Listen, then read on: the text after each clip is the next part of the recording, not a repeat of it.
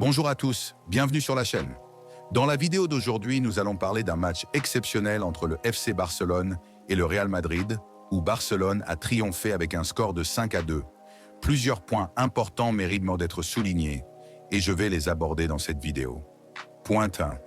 La Masia, l'académie au-dessus de tout. Si ce match a prouvé une chose, c'est que la Masia est la meilleure académie du monde.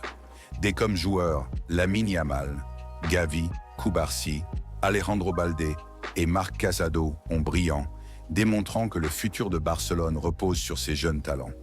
Voici l'âge de ces jeunes prodiges. Lamine Yamal, 17 ans. Gavi, 20 ans. Cubarsí, 17 ans. Alejandro Balde, 21 ans. Marc Casado, 22 ans. Le plus impressionnant est que malgré leur jeunesse, ces joueurs ont tenu tête à une équipe du Real Madrid composée de stars internationales. Focus sur Lamine Yamal, un joueur générationnel. Parmi ces 5 joueurs, je veux me concentrer sur Lamine Yamal. Si ce jeune joueur continue sur cette voie, il pourrait devenir un joueur générationnel. Beaucoup pensaient que le futur débat tournerait autour de Mbappé et Haaland, mais je crois fermement que ce sera plutôt entre Yamal et Mbappé. Et honnêtement, Yamal a déjà une longueur d'avance sur Mbappé. Comparons. À 18 ans, Mbappé était excellent, mais à 17 ans, Lamine Yamal est encore meilleur.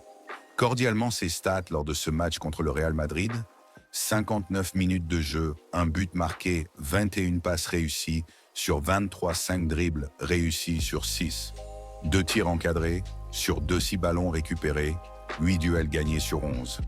Il a reçu beaucoup de ballons dans l'axe et ça montre qu'il aime recevoir le ballon dans les espaces larges avant de couper vers l'intérieur pour dribbler ou trouver des passes clés. Il a même humilié Camavinga à plusieurs reprises, rappelant ce que Lionel Messi faisait autrefois aux grands milieux de terrain de Madrid comme Modric, Kroos et Xabi Alonso. Point 2. Rafinha, le meilleur ailier gauche du monde.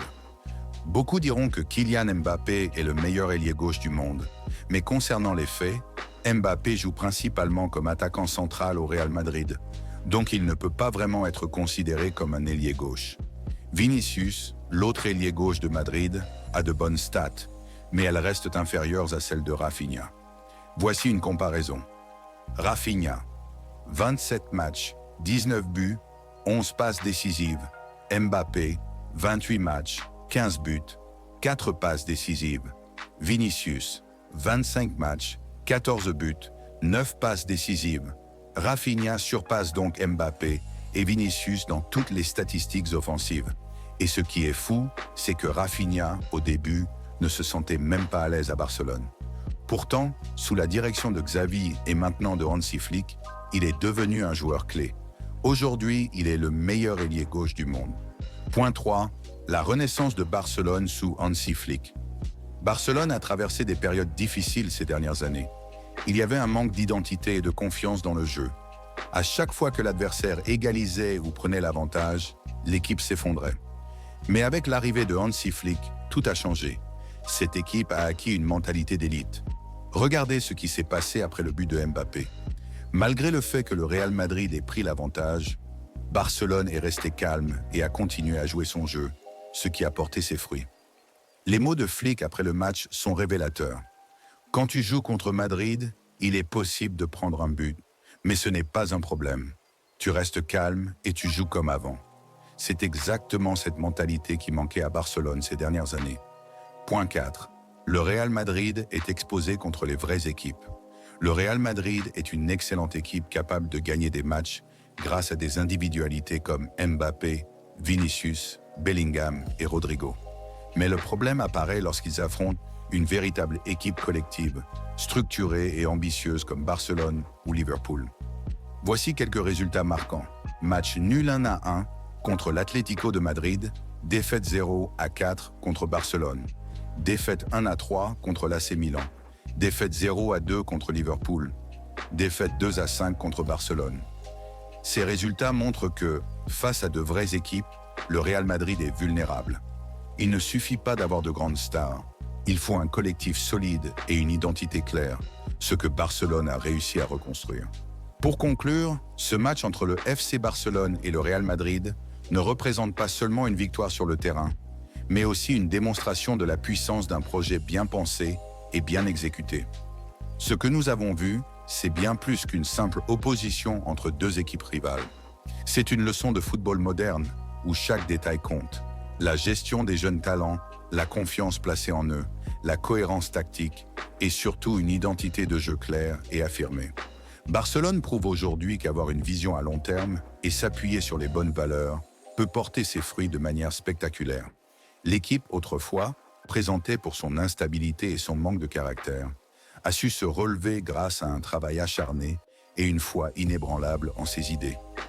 Ce n'est pas seulement une victoire sportive, c'est la réaffirmation d'une identité que beaucoup pensaient a perdue, et cela va bien au-delà des individualités.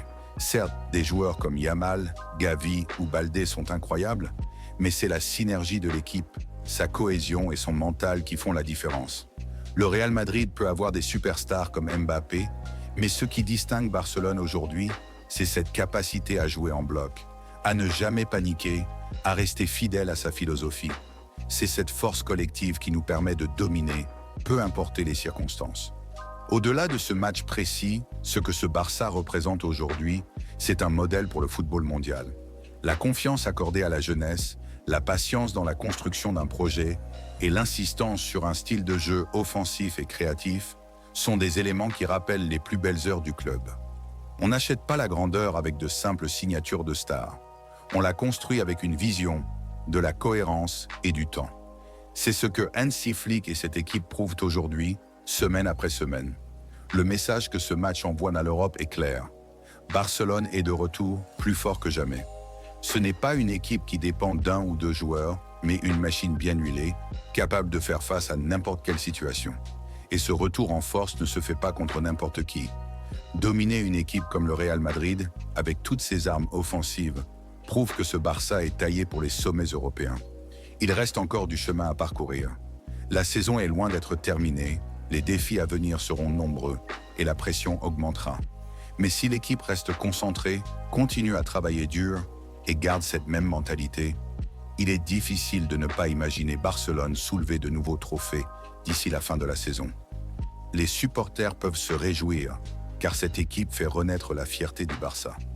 On ne célèbre pas seulement une victoire contre Madrid, on célèbre une renaissance, celle d'un géant qui s'était assoupi et qui revient maintenant plus affamé que jamais. Alors oui, il y aura encore des doutes, des critiques et des moments difficiles. Mais aujourd'hui, avec cette mentalité, ce collectif et cette confiance en nos jeunes talents, une chose est certaine, ce Barça est armé pour l'avenir. L'époque où nous étions vulnérables est révolue. L'époque où nous avions peur de perdre notre identité appartient au passé. Ce n'est que le début d'un nouveau chapitre. Et si Barcelone continue sur cette lancée, les années à venir pourraient marquer une nouvelle ère de domination, non seulement en Espagne, mais sur toute la scène européenne. Merci à tous d'avoir regardé cette vidéo. Si vous avez apprécié l'analyse, n'hésitez pas à laisser un commentaire, partager et vous abonner pour ne rien manquer de l'actualité du Barça. Nous sommes à un tournant historique et je suis ravi de pouvoir partager cette aventure avec vous. À bientôt pour une nouvelle vidéo. Força Barça!